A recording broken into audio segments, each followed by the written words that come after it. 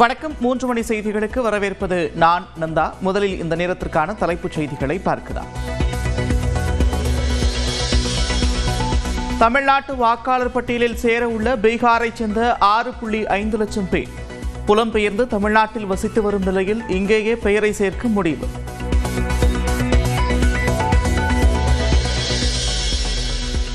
கடலூர், மயிலாடுதுறை, திருவாரூர் உள்ளிட்ட 6 மாவட்டங்களில் இன்று கனமழைக்கு வாய்ப்பு.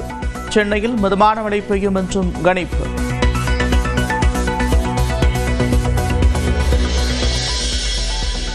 கடலூர், மயிலாடுதுறை, தஞ்சை, திருவாரூர், நாகை மாவட்டங்களில் நாளை மறுநாள் மிக கனமழைக்கு வாய்ப்பு.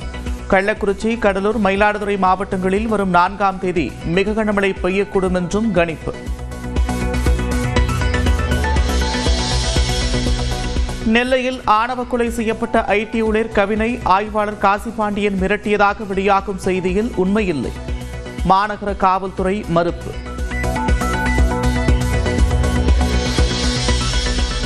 நெல்லையில் ஆணவ கொலை செய்யப்பட்ட கவின் உடலை பெற்றுக்கொண்ட பெற்றோர். 5 நாட்களுக்கு பிறகு பெற்றுக்கொள்ளப்பட்ட உடல் சொந்த ஊர் கொண்டு செல்லப்பட்டது.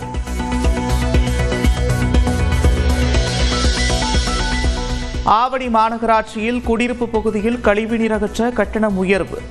1500 ரூபாயிலிருந்து 2500 ரூபாயாக உயர்த்திய அதிகாரிகள். திருப்பத்தூர் அருகே பட்டப்பகலில் வீடு புகுந்து கொள்ளை முயற்சி. தலையில் இரும்பு ராடால் பலமாக தாக்கியதில் மருத்துவமனையில் பெண் அனுமதி.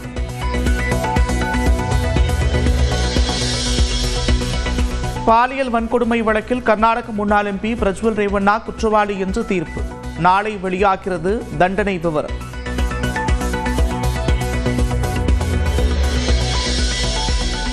அரசின் திட்டங்களில் முதலமைச்சரின் பெயர், படத்தை பயன்படுத்த தடையில்லை. உயர்நீதிமன்றம் உத்தரவு.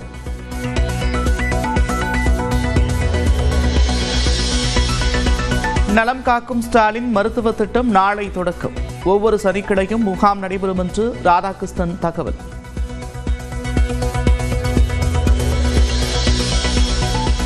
அடுத்த மாதம் 9ஆம் தேதி குடியரசு துணைத் தலைவர் தேர்தல். வரும் 7ஆம் தேதி தொடங்குகிறது வேட்புமனு தாக்கல்.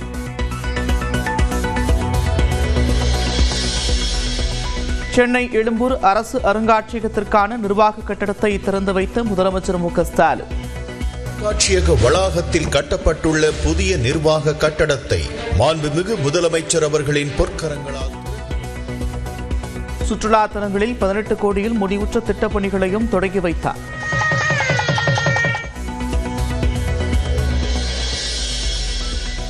அதிமுக பொதுச் செயலாளர் தேர்வுக்கு எதிரான வழக்கு ரத்து செய்யக்கோரிய எடப்பாடி பழனிசாமியின் மனு தள்ளுபடி.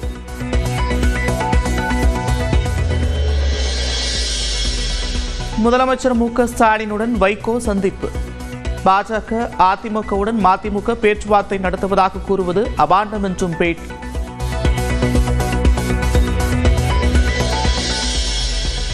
முதலமைச்சரை சந்திக்க நேரம் கேட்கவில்லை. சென்னை வந்துள்ள பாமக நிறுவனர் ராமதாஸ் பேட்டி.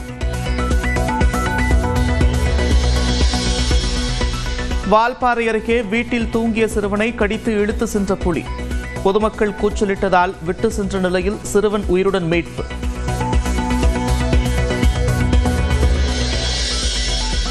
தூத்துக்குடியில் அண்ணன் தம்பியை கொன்று புதைத்த கஞ்சா போதை கும்பல். போதையில் தகராறு செய்ததை தட்டி கேட்டதால் ஆத்திரம்.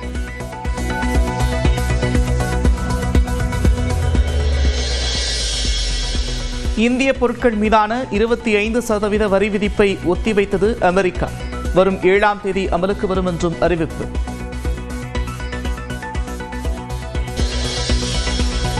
தமிழ்நாட்டு வாக்காளர் பட்டியலில் சேர உள்ள பீகாரைச் சேர்ந்த 6.5 லட்சம் பேர் புலம்பெயர்ந்து தமிழ்நாட்டில் வசித்து வரும் நிலையில் இங்கேயே பெயரை சேர்க்க முடிவு.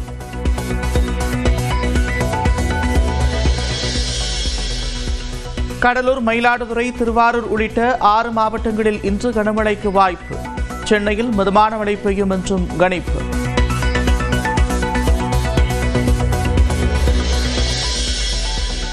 கடலூர், மயிலாடுதுறை, தஞ்சை, திருவாரூர், நாகை மாவட்டங்களில் நாளை மறுநாள் மிக கனமழைக்கு வாய்ப்பு. கள்ளக்குறிச்சி, கடலூர், மயிலாடுதுறை மாவட்டங்களில் வரும் 4ஆம் தேதி மிக கனமழை பெய்யக்கூடும் என்றும் கணிப்பு. நெல்லையில் ஆணவ கொலை செய்யப்பட்ட ஐடி ஊழியர் கவினை ஆய்வாளர் காசிபாண்டியன் மிரட்டியதாக வெளியாகும் செய்தியில் உண்மையில்லை. மாநகர காவல்துறை மறுப்பு.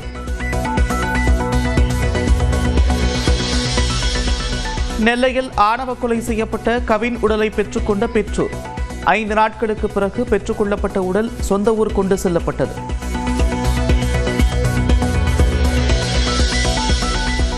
ஆவடி மாநகராட்சியில் குடியிருப்பு பகுதியில் கழிவுநீர் அகற்ற கட்டணம் உயர்வு. 1500 ரூபாயிலிருந்து 2500 ரூபாயாக உயர்த்திய அதிகாரிகள். திருப்பத்தூர் அருகே பட்டப்பகலில் வீடு புகுந்து கொள்ளை முயற்சி. தலையில் இரும்பு ராடால் பலமாக தாக்கியதில் மருத்துவமனையில் பெண் அனுமதி.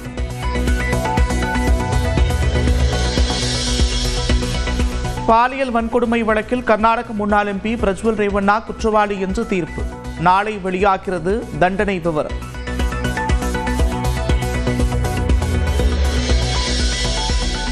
அரசின் திட்டங்களில் முதலமைச்சரின் பெயர் படத்தை பயன்படுத்த தடையில்லை.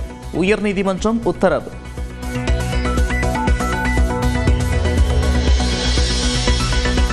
நலம் காக்கும் ஸ்டாலின் மருத்துவ திட்டம் நாளை தொடக்கம்.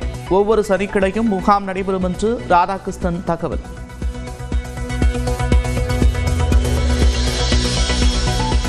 அடுத்த மாதம் 9ஆம் தேதி குடியரசு துணைத் தலைவர் தேர்தல். வரும் 7ஆம் தேதி தொடங்குகிறது வேட்புமனு தாக்கல்.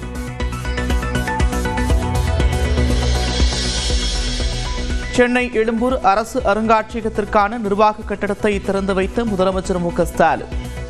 அருங்காட்சியக வளாகத்தில் கட்டப்பட்டுள்ள புதிய நிர்வாக கட்டடத்தை மாண்புமிகு முதலமைச்சர் அவர்களின் பொற்கரங்களால் சுற்றுலா தலங்களில் 18 கோடியில் முடிவுற்ற திட்டப்பணிகளையும் தொடங்கி வைத்தார்.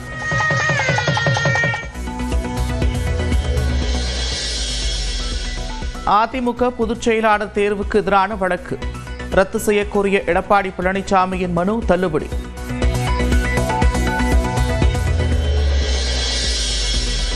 முதலமைச்சர் மு.க. ஸ்டாலினுடன் வைகோ சந்திப்பு. பாஜக அதிமுகவுடன் மதிமுக பேச்சுவார்த்தை நடத்துவதாக கூறுவது அபாண்டம் என்றும் பேட்டி.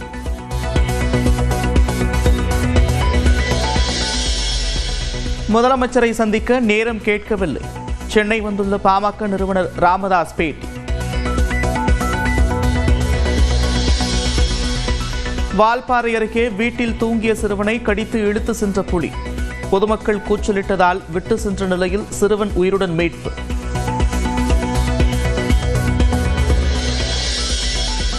தூத்துக்குடியில் அண்ணன் தம்பியை கொன்று புதைத்த கஞ்சா போதை கும்பல். போதையில் தகராறு செய்ததை தட்டி கேட்டதால் ஆத்திரம்.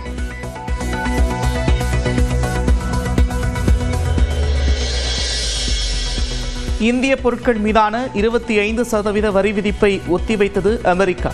வரும் 7ஆம் தேதி அமலுக்கு வரும் என்றும் அறிவிப்பு.